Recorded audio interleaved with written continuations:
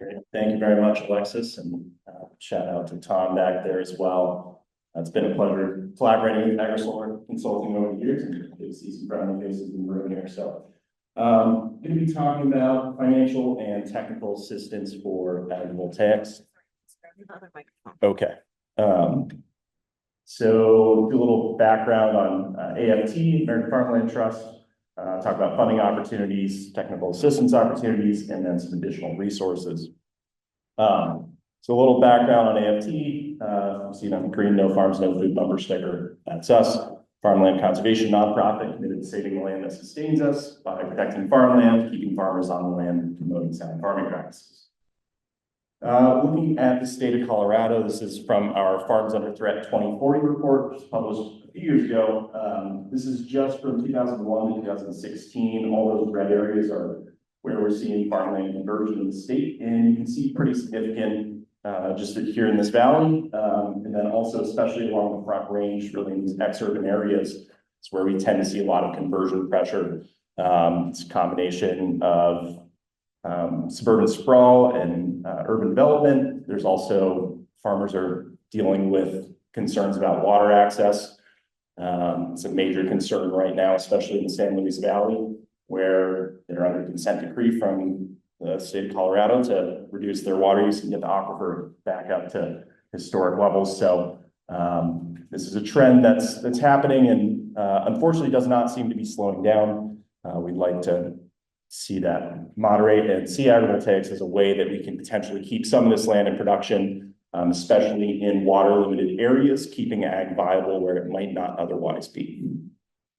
So coming at this from the farmland protection side, we came up with this set of principles which really guide our work in this space. So first, prioritizing solar siting on buildings, land not well suited for farming. In particular, I'd like to see more brownfield development, for example, landfills, old industrial sites. Hopefully we'll see some policy on that in the near future. Number two, safeguard the ability for land to be used for agriculture. So ensuring that when we're building these sites, that we're not completely destroying the topsoil in the process. And there's practices that developers and construction firms can take to mitigate that impact. I'll talk a little bit more about that later. Number three, growing agrivoltaics for agricultural production and solar energy. Appreciate all of you being here. Love to talk about this stuff. And then finally, promoting equity and farm viability.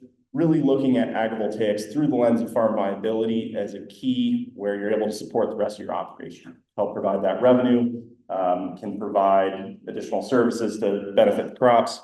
So would like to continue to see this grow and do it in a way that it's benefiting producers' operations.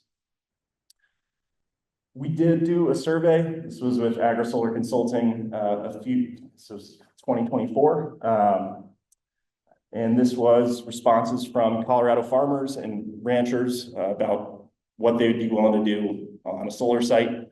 I'll note, just as a caveat, our sample included a ton of ranchers, which for Colorado is actually pretty fair.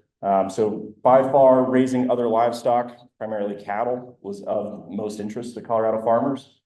We also see interest in hosting apiaries, growing food crops, grazing sheep, and then notably less interest in dealing with large farm equipment around solar panels. Fair enough. It's a little bit like farming in an obstacle course, so can't blame anyone for not wanting to navigate large equipment through there.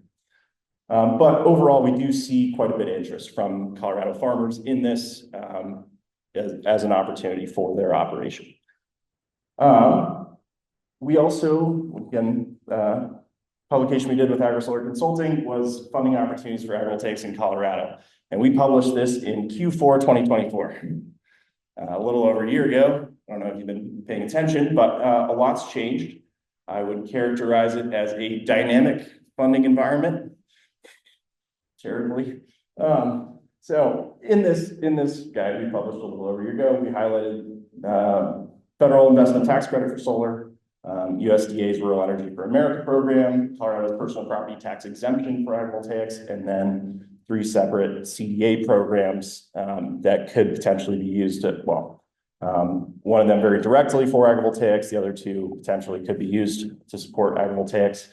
And since then, federal investment tax credit was ended by the One Big Beautiful Bill Act. Technically, you can still get it if you put it in the ground or start construction by July of this year.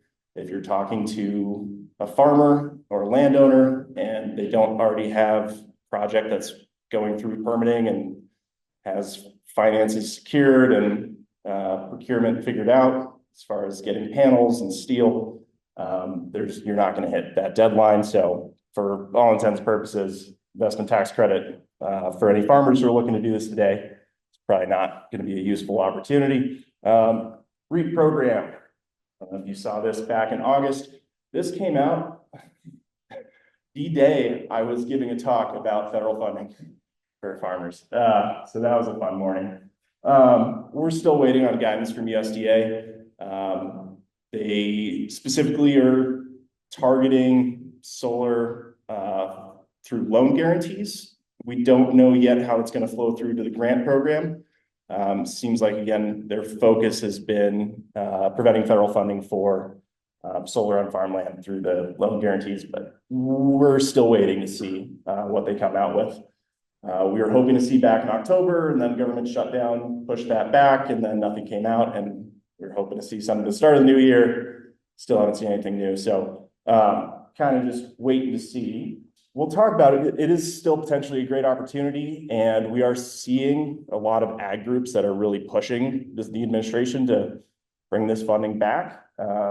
But as of now, I don't think you can actually submit a grant application, even though the website, if you initially says you can, says it's open, but then they're also go one step further. They're not accepting applications. So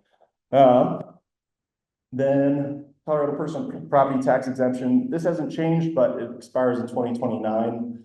It's really primarily relevant for larger scale projects. It's not going to be as relevant for small scale projects on the scale of a farm's use. Might be relevant for developers who are looking to do larger scale agrivoltaics. But we'll see. That's another one that we'll see what the Colorado legislature does in the near future. And then the Colorado Department of Ag programs, ARROW is a technical assistance program for REAP. So it is also on hold while we're waiting on new REAP guidance.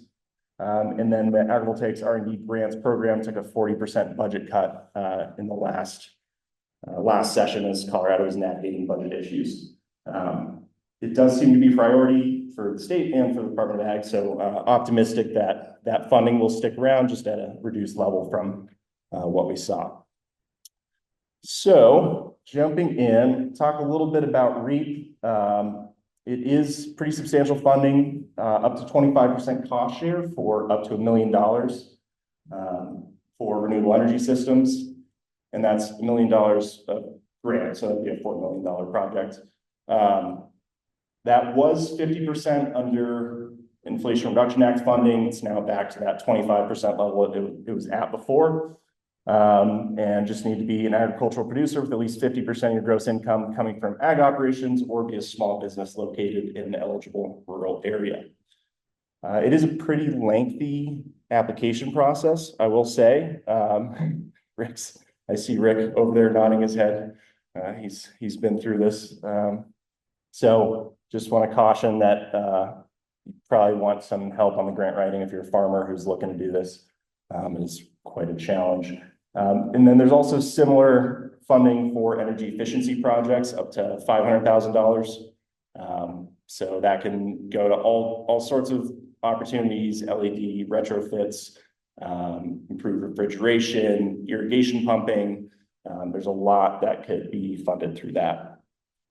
Not just agrivoltaic, well, in this case, not for agrivoltaics, but do want to highlight that as well as an opportunity within REAP.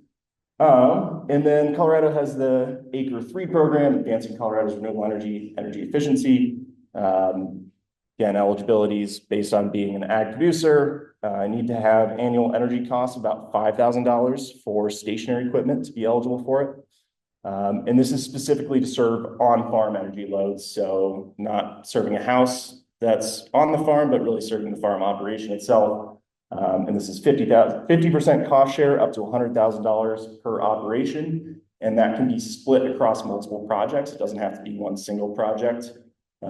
So again, another opportunity for on-farm energy production or energy efficiency. And then finally, the Colorado Agrivoltaics Research and Demonstration Grants. These were the funding caps for the prior cycle. We'll see, we're probably expecting to see new guidance from Colorado Department of Ag around April. Is about when they got that out last year, for what the funding will look like, what those guidelines will be for next year.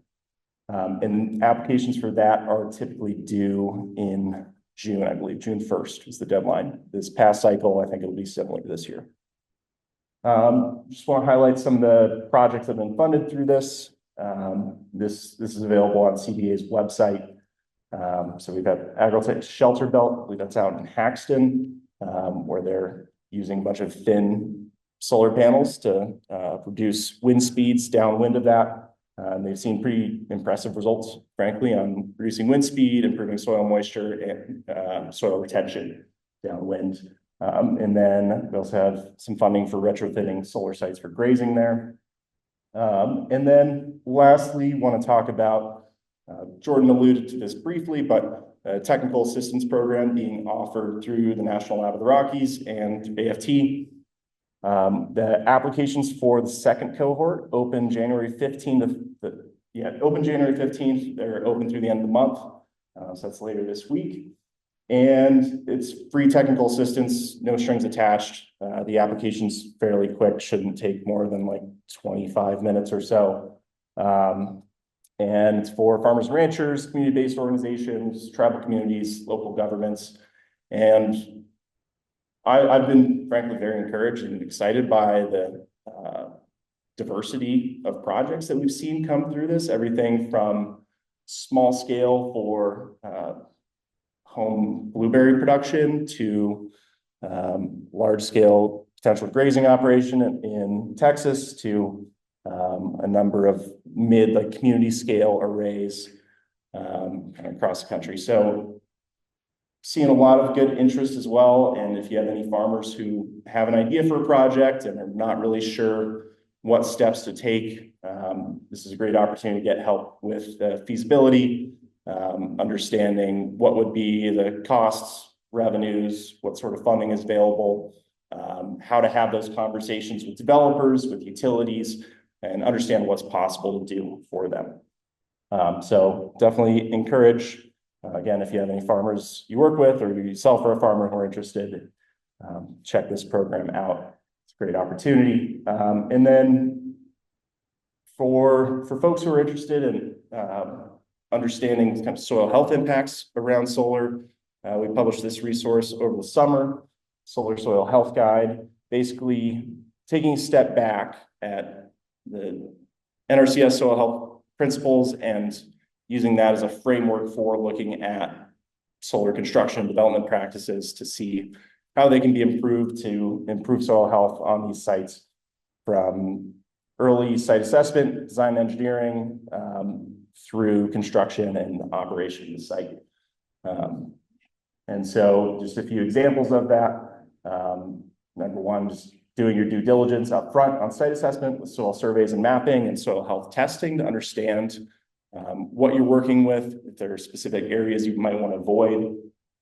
Within the design and engineering process, accounting for the shade impacts, how it's going to affect ability for vegetation to thrive under there.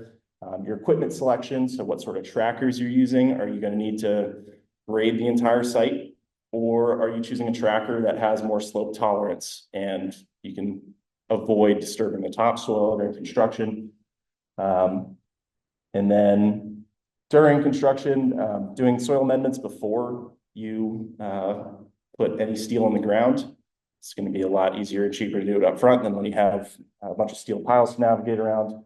Pre-vegetating the site, controlling traffic and laydown areas, trying to minimize compaction that occurs from that. Laydown areas are one where they've got to store equipment on site. To the extent you can do that in existing roads and parking areas and minimize the amount of topsoil that's being compacted by that, that's a huge benefit long term and make it easier to mitigate and grow vegetation there.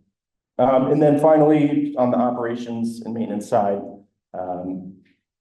having ongoing soil health testing, this adaptive management approach to see how things are doing on the site, being able to change that over time, and coordinating closely with your O&M team from the solar side on making sure that, you know, if you have a farmer on site, that their needs are being met. And yeah, if you're interested in any of this, here's a bunch of resources. I can make sure we share, I think we'll share the slides after. So we have the funding opportunities doc, a lot of caveats on that. Our technical assistance program with National Line of the Rockies. We also have a solar leasing guide that we made for the Pacific Northwest. There's a great worksheet from Colorado Agrivoltaic Learning Center on financial considerations for developing an agrivoltaic system. I think that's the topic of Austin's talk coming up, and then a few others in there. But thank you all for your time, and look forward to the conversation.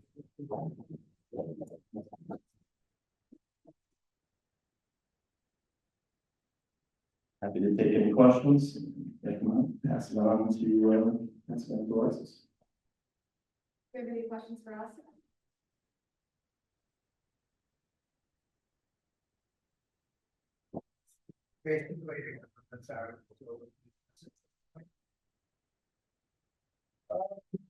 Short-term challenges in federal funding.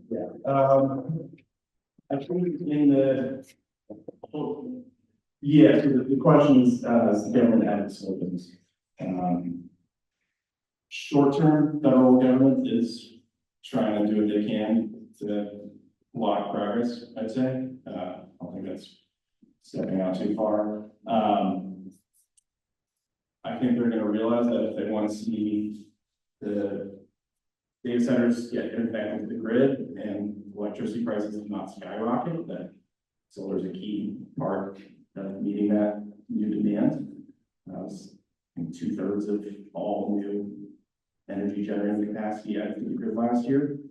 So it's not going away. It's slowing down. Yeah, there's less federal help, but solar is still going to keep trucking along. It comes down to basic economics. So regardless of what the federal government does, solar industry will carry on. And we're definitely going to see more happen at the state level. We'll see in Colorado. Colorado specifically has got some really tight budget constraints that they're working around in the next cycle. We've got like several $100 million budget deficit. Don't remember the exact number off the top of my head, but definitely expect to see states around the country figuring out how to keep the industry going strong. Rick mentioned that Excel was a challenge. Yeah, so, and this would be an interesting follow-on for maybe a policy discussion. But the community solar program with Excel, the prices it's so competitive that if you want to get into the program, you have to pay Excel effectively to take the renewable energy credits for that power. Which means that if you're trying to do anything outside of a conventional ground mount solar array, it's really challenging to be competitive in that. And I'd probably defer to community solar development room right behind you. Angie could probably speak to this in a lot more depth, but yeah, it's really challenging to do anything beyond conventional solar. If you're adding any cost to it, that flows through to the power prices, and it's going to make it less competitive in the program as it's designed today. And we're just going to ask questions. Okay, we're going to ask questions. Yeah. Okay. Okay.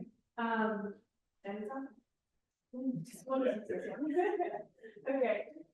So our online question is, what is the total amount of funding available through CDA Research and Demonstration Grant for this year? You mentioned the reduction. Yeah, so for this upcoming year, to the best of my knowledge, it'll be $300,000 as the total amount of funding. I think no no more than half of that because it was a single project. In prior years, it's at $500,000, so again, 40% drop off. But yeah, so $300,000 in total funding available. Any other questions? Any thoughts?